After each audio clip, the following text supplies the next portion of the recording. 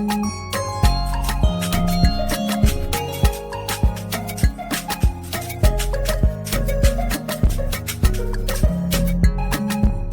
everybody. This is Paul Herman, the Prince of Motivation and host of Zaka Presents My Journey. We're created in this vulnerable and positive platform where you can get inspired and motivated from different leaders from our community. Today, our guest is Ernst Valery, who is a founder of SAA EVI Development. Ernst, welcome to the show. Thank you, Paul. And how are you doing today? I'm great. How are you? I'm hanging in there. I mean, I'm very blessed to have you on the show and hear a lot about your journey. I read your bio, I've seen a lot about your educational background and corporate life, and now you're being an entrepreneur. Definitely want to kind of dive into a lot of those things, but I want to kind of know a little bit more about yourself. Currently, the work that you're doing, where you're living right now. Right now, I live in Baltimore, Maryland, and the day job is real estate development, but the passion is equity and inclusion and trying to truly level the playing field based on meritocracy. Okay. And how long have you been doing this? It's really been my entire career. There's always been an element of seeing all of the unfairness that exists in our corporate and just regular business world, and wanting to do something about it instead of being a passive victim. Mm-hmm. And now with your company, I'm assuming that at that point you give a lot of seminars, workshops to kind of help individuals understand a little bit more about that marketplace. Well, no, we're not much for talking about these issues and then praying that someone does something about it. We're more about taking action. Okay, And good. so, for us, it's really, what are those action steps? How do we, execute on the things we really believe in? Mm-hmm. And in regards to your company, could you tell us a little bit more about your real estate development business? Yeah, I've always been around the built environment. In undergrad, I really wanted to be an architect to build beautiful buildings. And when I got to school, I realized there was this wonderful thing called urban planning that goes beyond building just a beautiful building, but it starts to talk about people's place in the community and how the built environment affects people.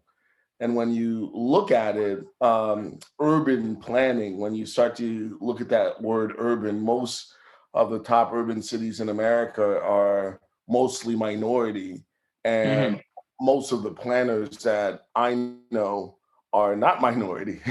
they're not from urban places. And so it's just one of those extra things that you have to recognize, that the people making decisions about how you live don't come from the communities that they're trying to affect, and not trying, but have a profound effect on. And so it's truly important to have people of color in urban planning. Yes, says that. I mean, obviously, they always say it's always important to go back to your community, because if you don't go back to the community and someone else moves in and starts to plan and makes those changes that might not fit well with that community at that time. A lot of, industries, they could be bringing in a whole bunch of different developments in there at that point in time. Have you ever grown up in the inner city? Yeah, when I immigrated from Haiti, we landed in Brooklyn. New York, Brooklyn. Good old Brooklyn. And sort of at that time, New York City was $1.50 per square foot, not the $1,500 per square foot that it is today. And so the goal was to get out. It was unbearable to live in these urban places because they had no resources. They were mostly ignored. They weren't well policed. And so we were lucky. I always say lucky because we ended up having the opportunity to move to Nyack, New York, which is a suburb right outside of New York City, and right near the Tappan Zee Bridge. About 21 miles northwest of New York City. So you got to live in best of both worlds, if that was the case. Yeah, we had our church in Brooklyn, and so like that means half your life was in the city, and then we had, school and, a suburban environment for the other half. So Mhm. it was great. It was great to have those two worlds. Now, what about your background growing up in Haiti? What was this any similarities of, when you were in Brooklyn to when you were living in the suburbs? Whereas it was a totally different lifestyle. I left Haiti. I left Haiti when I was 7, but what I remember of Haiti is completely different than what it is now. I Hmm. remember something much more beautiful, something much more stable than what we have now. We came to the U.S. in 1985, and as you know, in 1986, Baby Doc, the uh, current ruler at the time, he was overthrown, and Haiti's troubles have just gotten worse and worse since 1986. It hasn't gotten any better. Hmm. Hmm. So growing up, so you want to say you grew up a lot more in Brooklyn. Well, I would say a lot more in Nyack, um, and that's where I went to school. So that's where I played sports, and that's where I sort of launched uh, as a young adult going off to college. It was from Nyack. Hmm. Hmm. Now, obviously, growing up in Nyack, and having obviously coming from Brooklyn, I seen obviously within your bio and Greg and the whole Zaka community is kind of give a little bit more information on you. I know higher learning and education has played a major part in your life, growing up and currently right now. Could you tell us a little bit more about like your educational background, where you got your bachelor's degree and where did you further your education? Yeah, growing up Haitian, I mean, education is very important. It's not a choice. So It's your like you got parents, it, it's mandatory. they push you. I mean, I don't actually think I wanted to go to college. In high school, I worked for a local architect who, paid me, and I thought, man, you can work and sit for the exam after 10 years of working as an apprentice. That was my plan, but my mom had different plans for me. And so I ended up, I did my bachelor's degree in urban planning with a concentration in international relations at Cornell University School of Architecture, Art, and Planning. Yeah, no, and I loved education so much. I ended up staying and getting a master's degree in public policy and international affairs, and then I loved school so much after that I got into a PhD program in political science at Rice University. And then at that point, that's when my mom kind of stopped and said, "We get it, you're smart, but we're What are we immigrants doing in this next? country. You need to actually go and work." And she was the one that actually found $25,000 in her mattress, and she was my initial investor. And she said, "If you had this money, where would you go? What would you do?" And I put a business plan together to start a small development company in Philadelphia. So that was sort of like that Y in the road where I could have stayed an academic, or because I think that was my passion, and it's still my passion to this day. But she actually had me take a little bit of a detour and explore entrepreneurship, and basically said, "You have nothing to lose." And it's pretty powerful when you have a parent that's willing to invest in you. Hmm. Not quite what Mitt Romney has been able to do for his kids, but just as powerful when you have someone that's worked so hard. And that $25,000 was a lot to us, was a lot to her, and it was a lot to me. And for her to believe in me and to give me that money, it put a lot of pressure, but you sort of learn how to deal with pressure just being a person of color, in this country. Hmm. Hmm. Now, when you talk about your mother, you talk about the life that she lived with you, like trying to help give you the encouragement at the age that you were, like going to college and doing all these things. She was like, to have a parent be like, look, I think it's time for you to take that leap of faith. that means that she believed in you before you even believed in yourself, that it was time to do something with that. You know, could you tell us a little bit about that? Do you feel like comes from like the Haitian culture? I know obviously education is a major thing. So having a parent being able to be like, I think it's time for you to make a leap of faith and giving you that amount of money to kind of invest in your own business, if that's the case. How do you feel about that versus being like, hey, look, you need to start working in corporate America? Yeah, I mean, look, it's cultural in some level because I think, in general, Haitian moms and their sons, I think there's just something there. Like Haitian moms really just love their sons to no end, and you really feel it when they're not there. In 2019, my mom passed away. Like you really feel that hole when they're not there. So I think at some level it's just this thing. Like if you've ever met a young man who's Haitian and you just ask them about their mother, and I think everyone has that feeling.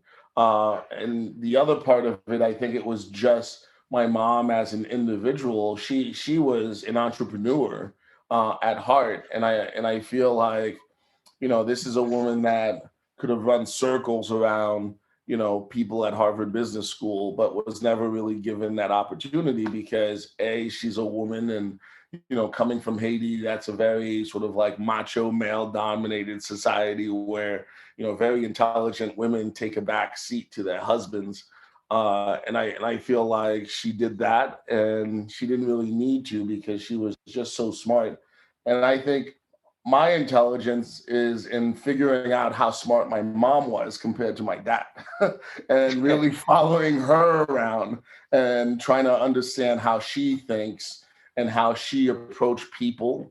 I just learned a lot watching her, watching Mm-hmm. her move through different rooms, watching her interact with people, watching her do little things, like Haitian women do this thing called like a sous-sol, and so they'll get like the entire community involved and they'll have thousands and thousands of dollars that runs through one person. And the way they redistribute that amongst themselves to be able to get different things done. And my Mm-hmm. mom Mm-hmm. ran a couple of those things. And just watching that, I think it was like I spent, years, 10, 12 years in business school. And I didn't even know it. Just basically watching her do these wonderful things in the Haitian American community between Brooklyn and Nyack, Mm-hmm. and other places too where Haitians are, like Miami and Boston. Mm-hmm. So you were already being mentored by someone who had a strong business mindset. Did In a you? very passive way. And I think she recognized that out of, my two brothers and I, that maybe I was the one that understood all these things and could kind of take it to another level. And she really, supported me being an entrepreneur. Like she Mhm. didn't encourage getting the job. She was like, you could make your mind work. You could do different things, and to have that as a young person is really great, and to have someone tell you, what's the worst that could happen, you Yeah. know it Yeah. doesn't work out and you can come back home and have some really good food. I mean, Haitian women can, the old school ones can really cook as You better well. get some of that banan. Oh, you've been there, haven't you, Uh, Paul? no, I got a couple of close Haitian friends that'll always look out for me. I mean, yeah, I can't drink that baba cool. That stuff is too strong for me. But I got to give it to y'all. The You Haitian gotta food. sip it. You can't just drink. It's a sip. I gotta love it. I gotta love it. I mean, your community, your culture is very blessed and very rich with like just community and love. What does it mean, being a Haitian American? What are some of the values that your parents have kind of instilled in you that kind of helped you in your profession, currently right now? It's two main things. It's hard work, not being afraid of hard work, and then perseverance. So those are the two top things. And then the underlying thing is to be relentless, right? To never Hmm. give up. I mean, despite what you see happening in Haiti right now, you can ask any Haitian, would they want someone else to come and rule them, and they'll tell you no.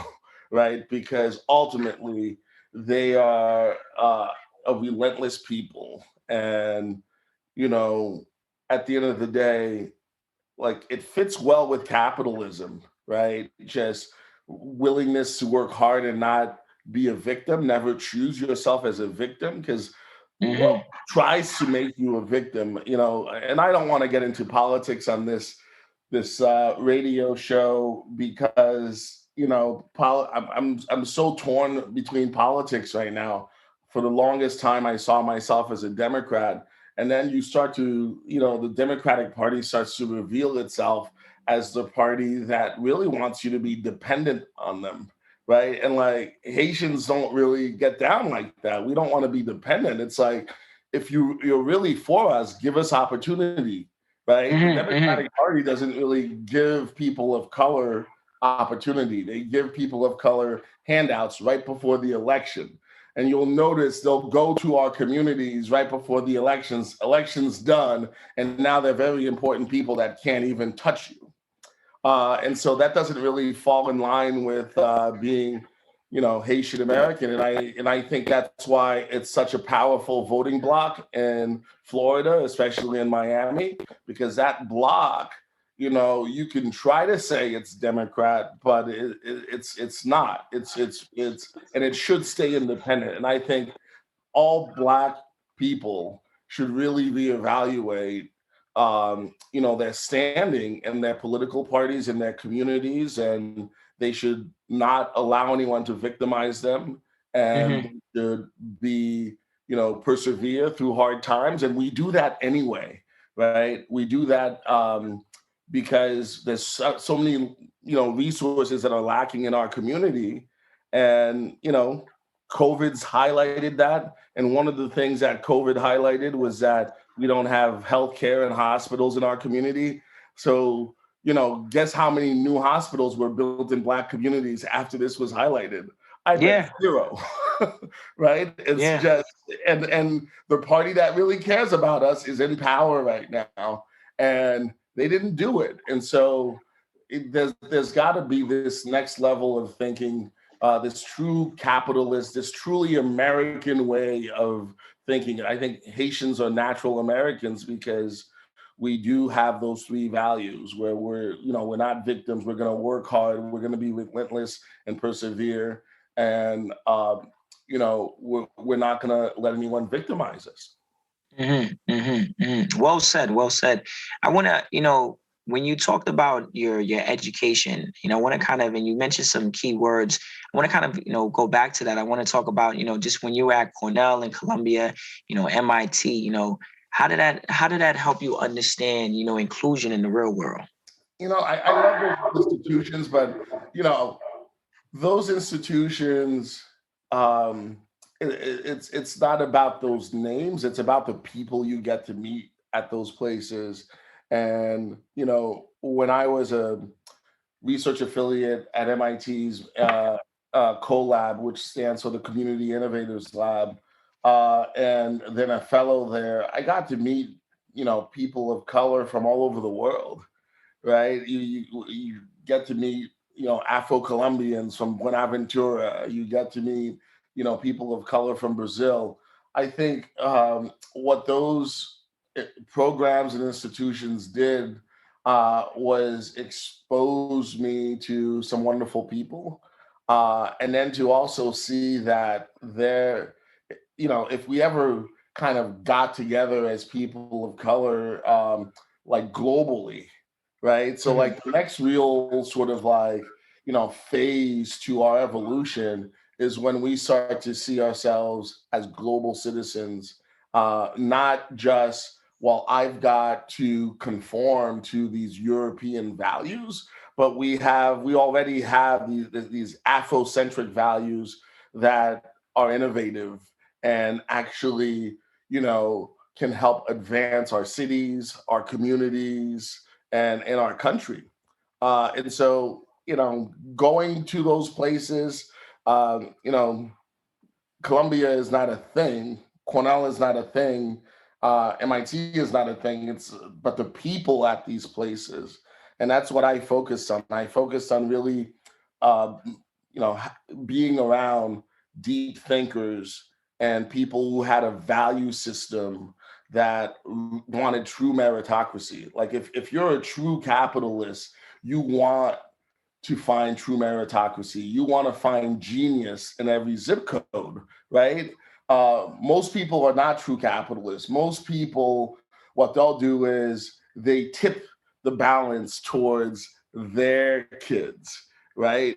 So, like, oh, we don't need art and music in public schools, but they don't send their kids to public schools. They send their kids to private schools where they have art and music because they understand that having those things helps with education, helps, develop a child's brain. And so they're giving their child an unfair advantage while, they're making sure that, and I've seen this in Nyack. When I was growing up in Nyack, you had people that lived up the hill in Grandview, and they all had mansions, and they all sent their kids to a Nyack high school that had all these resources. And the fact that Nyack was becoming more and more diverse, they wanted to rip all those resources out of that school because their kids have been through the system already, and they were happy to tell us, go be a plumber. Now, I've since thought, man, I've seen what plumbers make as a developer. And I'm like, well, maybe they were right. Some of us should have become plumbers. Some of us should have become, master electricians. But they weren't being sincere about that either, right? Because the people that got to be plumbers and master electricians, their parents were already in the union, and they don't look like people of color. They're not people of color. And I've done some work in San Francisco, and you watch, the unions are so strong there, but there are no people of color in those unions because they found ways to shut us out of all the good things. And here we are. Who supports the unions but the Democratic Party? Right? And it's not to say that I'm like this staunch Republican, because I'm far from that, because those are the people that will blatantly tell you that they don't want you in their community because you're of color. They've kind of earned this racist moniker because they haven't been open to people of color participating fully in society. And so, we've got to find a balance, and we've got to be a voting bloc that people actually respect.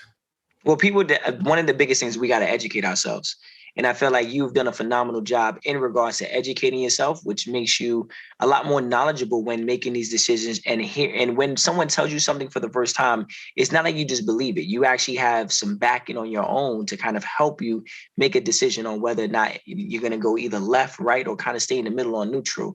Something that, I really want to ask is, like, do you feel like your educational background would have changed if you would have stayed in Brooklyn than versus growing up in Nyack? Obviously, growing up in the urban area than growing up in the inner city. Growing up in the suburbs. Do you feel like you still would have had that same opportunity to visit and go to those prominent universities? Yeah, because I've had friends at all those schools that were from the city, that were from the Bronx, that were from Brooklyn. I think you can still get to those places, but it's the Hunger Games, right? It's like only one or two of you can go. Yeah. Right. You got to be the valedictorian to make it there. Right. It's like, like we live in this Hunger Games, while for other people, it's like, this is expected. So it's a regular thing.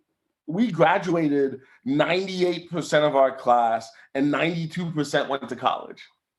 Wow. So that's the difference. When you grow up in the suburbs where, if you make a mistake, people hug you, and you knew about yoga and Pilates, it's a more nurturing thing. And, that's why you end up knowing about schools in Ithaca, because there's more hippies at those places, about Brown. And so growing up in an urban area, it's really just Hunger Games. And I think the way it manifests itself is when you do get to a place like Cornell, let's say, if I'm from a city, then I'm just trying to look for other people that are just like me, that make me feel safe, right? Because, I've never been around all these white people before.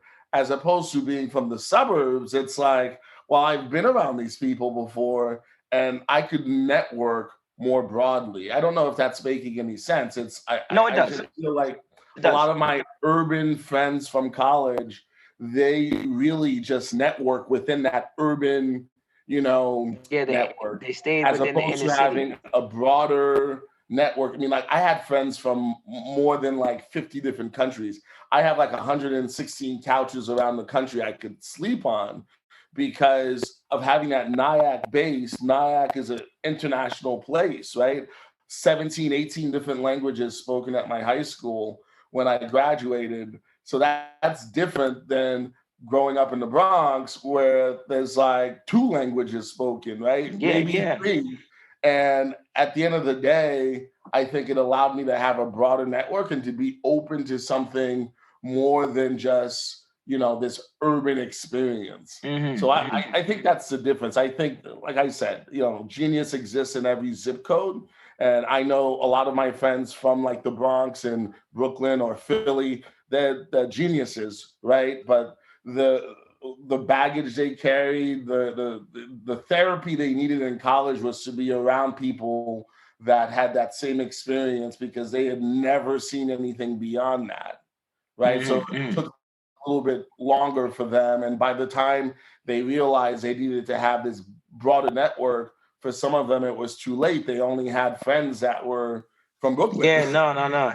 Just by you going into NIAC, obviously that kind of helps you prepare yourself for the universities that you were going to go in. Because I know sometimes a lot of immigrants, coming from where they're coming from, whether the countries that they're coming from, to travel into to an inner city area as the Bronx or Brooklyn, and then, leaving their high schools and going to like an Ithaca, where you're one out of 5,000 students in your class, some massive number, you can't find the next person of color that easily. And if you do, you might not be in the same class. You might not find the person who speaks the same language. So going to NIAC kind of gave you a little, like you said, you had, several different languages in your high school that kind of helped prepare you to kind of like bridge that gap a little bit more. So obviously going to NIAC and transferring right into these universities did help. Now, talk to me a little bit more about, real estate. How'd you get into it? And if you could kind of explain like to our listeners, like a simpler way of like what does your day look like? Yeah, no, I love real estate because real estate is one of the few careers where, you know, all your hard work uh, can actually be seen and touched and you could walk in it, right? And so and it has such a profound effect on the communities we work on, right? And I always say real estate should have some sort of, code of ethics, some sort of bar you have to pass. Unfortunately, all you have to do is have resources. Most people who get to be deemed real estate developers come from a real estate development family. They come from money, basically. And development is one of those things that, if you do it wrong, you could negatively affect a neighborhood, a block, an entire city for 20, 30, 40 years. And there is no code of ethics to it, right? Like being a doctor, you had to say, do no harm. Being a lawyer, there's a bar exam and there's continuing education. And so I really got into real estate, and I'm not in urban planning today because I recognize its power.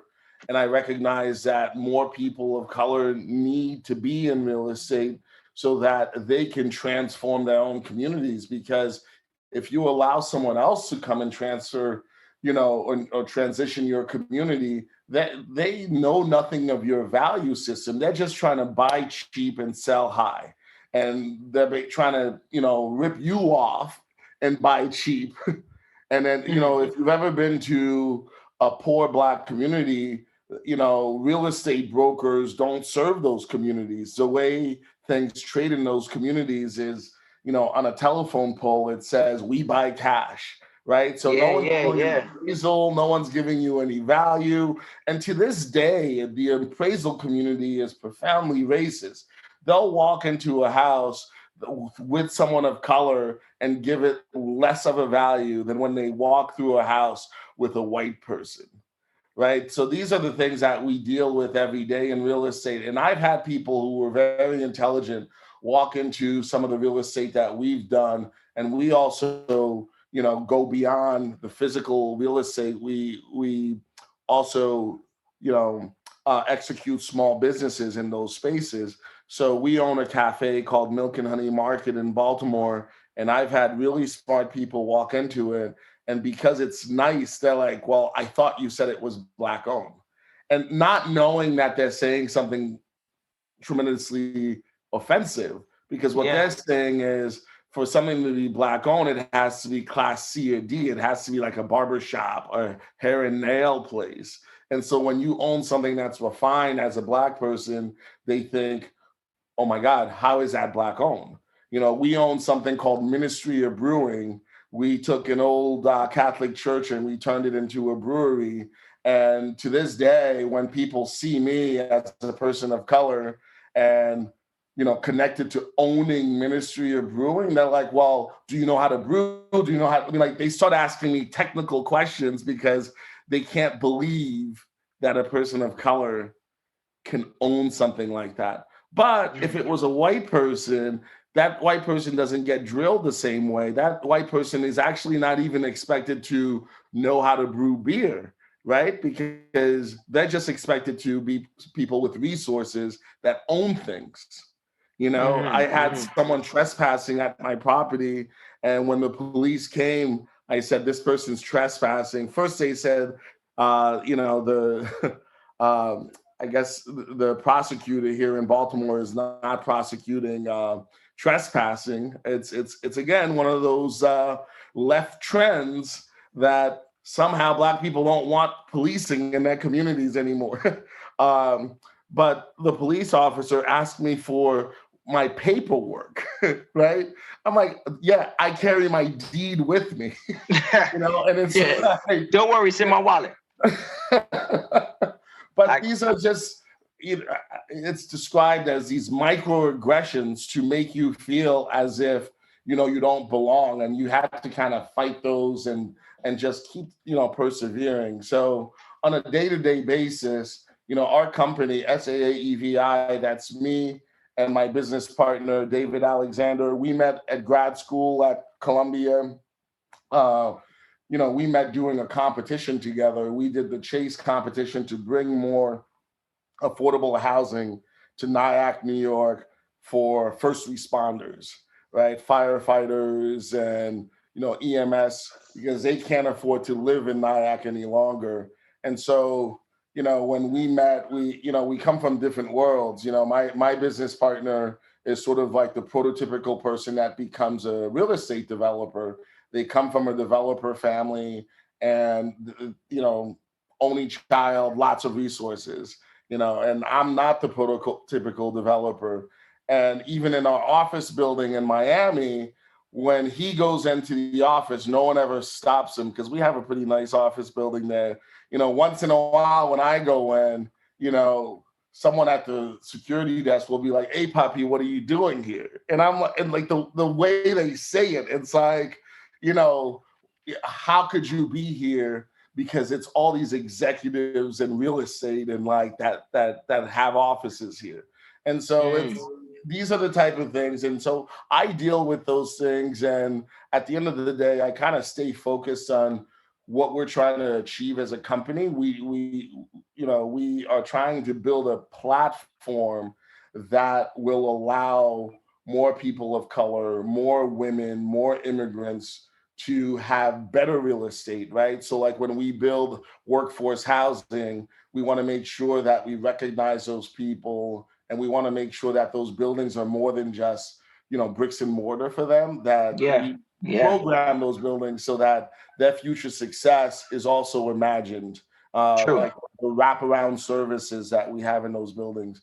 And then beyond that, we partner with, new and emerging developers of color, women, and immigrants to get them into the affordable housing and workforce housing, business. Because, I've been to conferences where I've been one of 3 people of color, at a meeting for affordable housing. And most affordable housing is urban.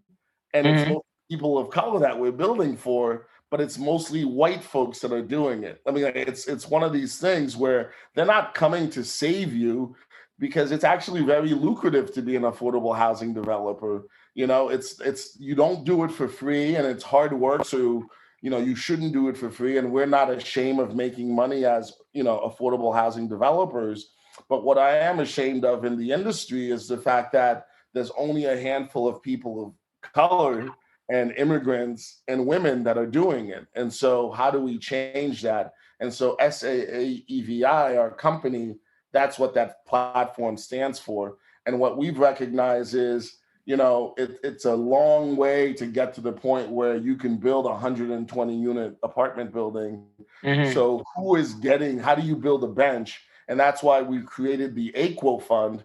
The Aequofund is how you build a bench, how you get someone, who's 22, 23 years old, like I was back in the early 2000.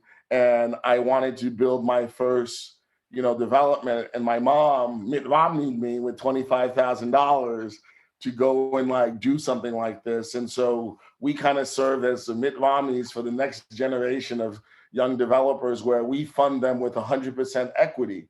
Now, when you hear the word equity, it's different than debt, right? Equity means you believe in someone and you're making an investment in their future. And you also recognize that their success means an entire people's success, right? An True. entire, whether it's a family or a race, right? No one makes equity investments in Black people. Even when these philanthropists want to invest in us, they call it PRIs. That's called like a program related investment. It's a very fancy name for a loan. Oh, Right. And wow. so Let's get it. so Let's go deep. We going deep right now. Listeners, I hope you're hearing this right now. like I think philanthropy is really funny, because philanthropy comes from corporate America, who is like raped and pillaged the whole system. And then they do philanthropy so that you don't revolt. And so philanthropy is just enough to keep you calm. Just enough. So it's like little pork and barrel, right? It's like little bits of like sugar to be like, oh, but they're nice. They sent Tyrone to camp last year. But did they invest in Tyrone? No, then they will never make an investment. They tell you it's actually illegal for them to invest in you. But they're investing in young white people to run these organizations. And they're making large salaries. They get to go to the wine and cheese and tell you how they've saved everyone. Look at how philanthropy and NGOs has affected a place like Haiti, where they're always going to give handouts. After the earthquake, billions of dollars were set aside. You could have given everyone in Haiti hundreds of thousands of dollars and a financial advisor. But instead, we took our 22-year-olds who just finished at Yale and they want to go to grad school at Stanford, and we gave them budgets. We gave them hardship budgets. We gave them cars in Haiti, security, and they went down there, and all that money went to them. That money never even hit Haiti, right? It went right into their bank account back in their home country. And it wasn't just the US that did that. We had Court Aid, we had all, the Dutch did it, the Chinese, the Japanese, they all did it. They sent their kids there. And now you have adults in Haiti who are suffering, and a 22, 23-year-old telling them how they're going to make their life better. That person hasn't even lived a life, and they're telling an adult what to do. And that's a disgusting display of philanthropy, in my opinion. And our fund is the opposite of that. Our fund is, we believe in you, we're going to invest in you. I actually challenge philanthropy to invest in the vulnerable people. It can't. It's not designed to. It's designed to actually keep people as the underclass, right? And so at the end of the day, when I look at what we've been able to do with Aequo in just a year, all these other folks that are doing these very hurtful loans or these very complicated loans or the SBA, where, you know, it takes you 18, 20, 30 months to get through the loan process. By the time you get through the loan process, your business plan is obsolete because so much time has gone by. You know, so I actually challenged them because what we've done in a year, they would have taken 10 years to do. And they know that. It's not like they can't do it. It's that, you know, this isn't by mistake. These aren't market failures. These are market designs. It benefits them, you know, Oh, benefits yeah, in a certain. it's just enough to keep us from revolting against something that's incredibly disgusting, you know, like our talents, and you've seen it. You've seen very talented people of color get treated to, you know, a plantation system. Like, I'm sorry, but like I love football. I played football in high school and a little bit in college. But you look at football, the way they've twisted everything, you would have thought that the NFL invented Black Lives Matters. But if we go back, it was the NFL that wouldn't let a black man take a knee to protest the treatment of black folks, right? I mean, like, but then they turned it into their thing. They've co-opted it.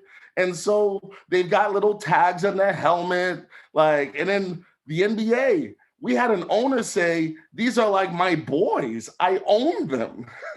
And the way we punished him, we took a $200 million team and we paid him $2 billion for it, right? To get rid of him, right?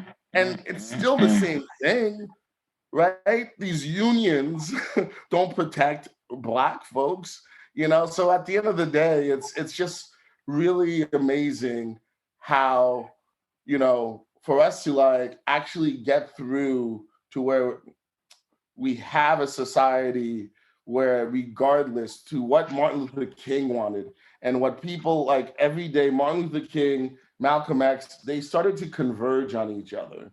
They started to say, wait a minute, I shouldn't isolate myself. Like, anyone could be a Muslim, right? I don't have to be a black Muslim. They started to start thinking about economic empowerment for people of color. And that was dangerous. And they both got assassinated for that reason. Because the whole system, whether you're a Democrat or a Republican, the whole point is to keep people of color like dependent, to not say, let's start businesses, let's do this, let's do that. It's Let's to build our keep community up. us. That's right. That's right. And even like when we are the talent, when, you know, in music and athletics, our talent is owned by someone else. Yeah, yeah, no, that's where a lot of artists, athletes are always getting ripped off. You always hear about people going bankrupt. You know, how could you be a million, make millions of dollars, you know, as an athlete, but then 5 years later, 10 years later, you bankrupt, you got $0 in your account. How does it even happen? But that happens because people of color are not taking it upon ourselves to kind of educate ourselves, or we're not being mentored or coached by these individuals. Individuals that are in certain environments, they get a lot of, valuable information before we even are privileged to even hear about it. We got to hear about it, through a third party, and these guys are getting it, firsthand. So it's very hard for someone like yourself, to someone of color, to know this amount of information and trying to like share that information with so many other people of color. Like, I just want to know, like, what's been like the hardest obstacle for you right now, knowing what you know. Like, you have a significant amount of things that you just broke down right now to our listeners that, if they're listening deeply to the conversation, I challenge them to, to go research the stuff that you talked about. But like, what's been the hardest obstacle? The hardest obstacle is how we as people of color hurt ourselves. You know, when I redeveloped a small 20, I think it was a 23 unit apartment building in DC, I committed to keeping all the tenants and making sure that no one got displaced. And I put high-end finishes into place. And it was largely about 10 tenants that remained in that building, and I committed to all of them staying. A lot of Latino families, but the one older African American male, every day he called the inspectors on me. Even though we had permits and everything, every day he called because he said, how could someone like you own this place? You don't actually own this place. Wow, wow, wow. And, you know, And you're looking out for him. well, what I ended up doing is I had a company that I was working with in New York that I had done deals with. And the principal at that company had a son who was at grad school at Georgetown, a white son. And I said, can I pay you to study in the hallway here? And he's like, what do you mean? I'm like, just study in the hallway and tell everyone that your dad owns the building. And the day he started doing that, this black man, this older black man that should have, been happy that I own the building, when it was known that when I basically said, tell him your dad owns it, he basically was relieved. And he came to me and he said all these curse words. I knew you didn't effing own this, blah, blah, blah, blah, blah. He was relieved that a white man owned the building. And he stopped calling the inspectors and complaining about the construction. You are right about that, how people of color sometimes hurt ourselves by like not believing in each other. They don't believe. They don't believe in a person of color being able to do anything. And I've had that happen in California, where we had a black planning director who went to Harvard, and he's like, how could you do this project? And, right now I'm dealing with something with Wells Fargo Bank. I walked into Wells Fargo and I had a 7-figure check and they refused to deposit it because they said, how could someone like you have this? And so you have the most conservative of white racist views being the same as an older black man's views. And so that's the biggest challenge, right? And these older black men, I feel like, you had Martin Luther King, you had, Malcolm X, and you had all these black men that fought for us. And then they left it to these older black men that haven't done anything to mentor the next generation. All they've done is made sure that their kids had everything. And as opposed to fighting for our people. And what you're saying is very valuable. I think that over through society and this like history, as a community, as a culture, we've been beaten down several times over the course of many years. So that mentally takes a toll on somebody, right? And it obviously it transfers down from generation to generation.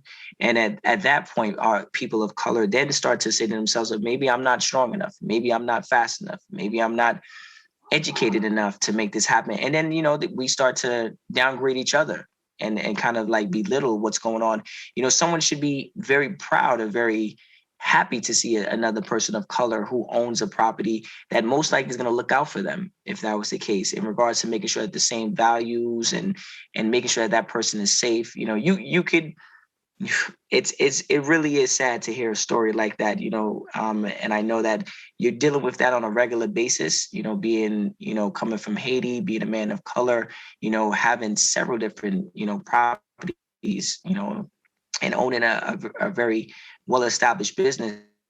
It is very hard. Just going into a bank, like you said, a bank that anyone should be able to walk into and be able to deposit any check at any point in time. To know that even happened to you is definitely alarming. And I know that, but it didn't stop you. That's one thing, and which goes back to what your mother, you stated about your mother, about just having that type of mindset and having that culture to kind of like push through and stuff like that. I know that you're heavily involved in so many projects, right? I got like 2 more questions for you, but I know you're heavily involved in so many projects and you're always traveling. How are you balancing like just your life, your family? I know you have several different properties. You travel to various different cities and towns and stuff like that. But how do you, balance your family, and how do you, keep your mind, leveled? Yeah, so my family is always a priority. So I actually try as best I can to coach my kids in the sports that they play. And, weekends, you know, unless I'm getting on a radio show at I'm typically spending that time with my kids and talking to them, coaching them, being there and being around them. And I, more and more I'm starting to work with my wife. And so, being in the same workplace, that's sort of brought us closer together as well, because ultimately, you know it's funny, and like, all you really have is your family and those kids, and there are billionaires who are very unhappy people. And so, the balance is knowing what the priority is. And the priority for me has always been, to do what my mom did for me, like really value me and my future more than hers. And so I do that for my kids. Mm. Well, congratulations on that. You know, I think, Mr. Valery, like all the work and all the things that you have said has definitely been very empowering, and obviously impactful, to our community here at Zaka. I know that you're interested in collaborating with Zaka in the near future. I just want to know, like, what would you like to see from Zaka? And what are some of the things you think we could provide for the immigrant community?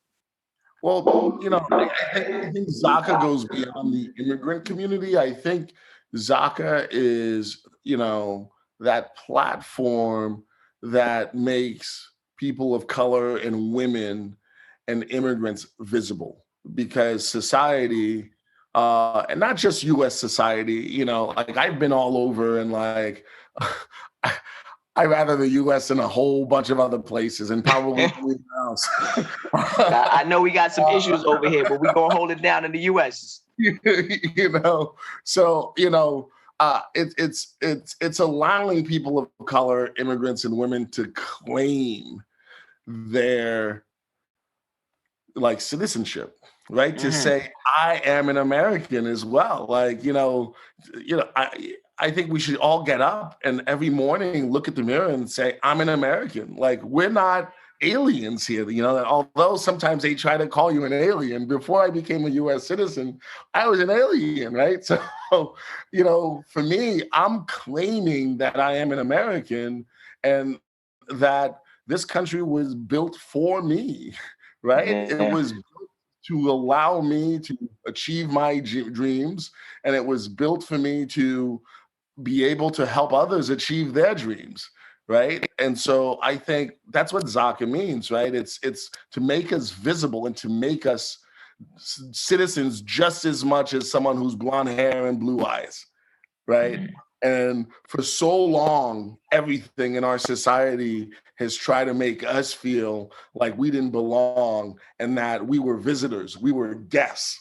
Well, I'm not a guest. This is I'm my here to home. stay. You here to stay. And so I think that's what Zaka means, right? That's what that platform says. And that's what I love about it. It says, I'm not a guest here. This is my country.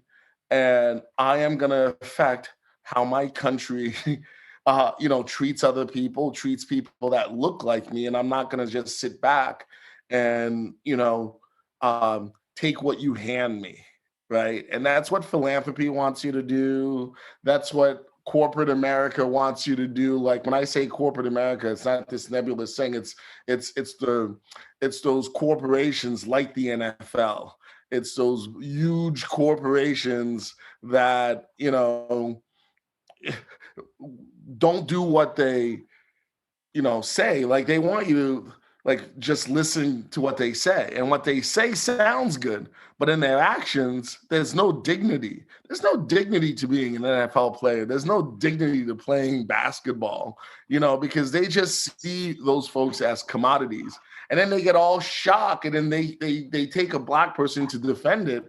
I watched Colin Kaepernick's Netflix special, and he called the NFL a plantation, and people went crazy about that. And I'm like, what about the NFL that's not a plantation? You measure people, and, like, it's all about, like, these physical characteristics about them so that white men could make money. Like It's the way you breaking it down is deep. You're right. You're right. You know, the measurements of like how size, how much you could lift, how much you could bench press. And then obviously the people who are owning the businesses are obviously not people of color, you know, and that is why, you know, when you say things like that, I hope our Zaka community is deeply listening, that means, you know, like you said, more women, more people of color, more immigrants need to take it upon themselves to move into those types of arenas, to feel like they are capable. We need to have more women like your mother, you know, who are going to invest in their children and say, hey, look, we need you to be that leader in our community. We need you to take that risk. We need to take you to take that leap of faith. We need more of our people of color to kind of know that they're not alone and that they have a voice just as much as anybody else. And I think that all the work that you're doing in the community, just from the building, from your education, from speaking to us today on this podcast, you know, there's a lot of, you know, major gems that you have dropped, you know, and I think one of the biggest ones you said, people of color need to get more into the real estate, you know, getting more acclimated with what goes on in real estate so we could then probably help build our communities and bring in new businesses and bring in money to our community that obviously could help create that flow of money going around in our community. You know, I want to thank you again, Ernst, for just your time and just for your knowledge that was shared today on this podcast. You know, I greatly appreciate it. If there's any one last thing that you want to say to our Zaka community before I give my final words, is there any one last thing you wanted to say? No, just wanted to thank you, and also wanted to thank Greg Maurice for putting together Zaka, because this is a deeply needed platform, and part of it is, you know, there's this thing called the pedagogy of the oppressed. When you're oppressed so long, you start to believe that your oppressor is better and that, you know, you should be oppressed. And I think these stories and these people that, you know, are voicing their truths and claiming their citizenship, claiming their part in society, not as second-class citizens, but first-class citizens. I think that's how we get over the pedagogy of the oppressed. Okay. Well, if you want to hear more stories like Ernst, check us out on ZakaConnect.com or follow our feed Zaka wherever you listen to your podcast. Ernst, again, thank you so much for being on the show today. Thank you, Paul.